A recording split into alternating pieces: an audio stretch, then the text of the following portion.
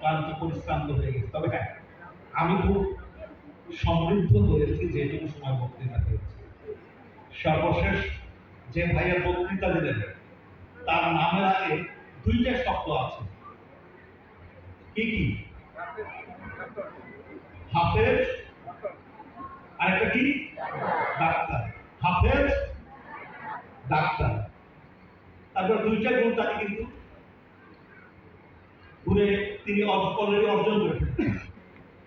আমাদের এখানে হাফেজ কেউ আছে? একটু হাত তুলে দেখি কেউ হাফেজটা কি? সামনের সারিতে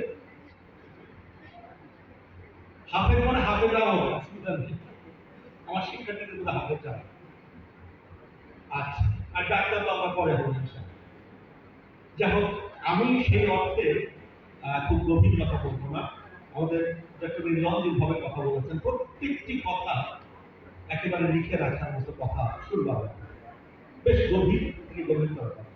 আমি এত গভীরে যাবো না, কিছু গল্প করবো জীবনের কথা। কি শুনবো তো আমরা?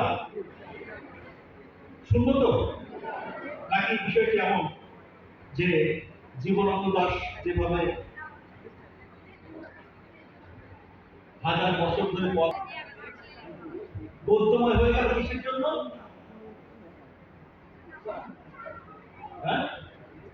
কবিতা তোমায় দিলে ক্ষুধা কি? কারো মনে আছে? মনে আছে? হ্যাঁ, এই যে পূর্ণিমার চাঁদটা ঝলসান রুটি মনে হচ্ছে কেন? পেটে ক্ষুধা লেগে গেছে, তাই না? বৌদ্ধময় হচ্ছে কেন কবিতাগুলো? ক্ষুধা লেগে গেছে। এখনকার যে সময় সকাল 8:30 থেকে শুনতে শুনতে দুপুর হতে চলেছে, একদিকে যেমন ক্লান্তি এসে যাচ্ছে, আর একদিকে পেটের মধ্যে চুচু করছে, মনে হচ্ছে তো বক্তৃতার আগে তাড়াতাড়ি এই যে আমাদের কিছু আসতে দেয়, এরকম হচ্ছে না?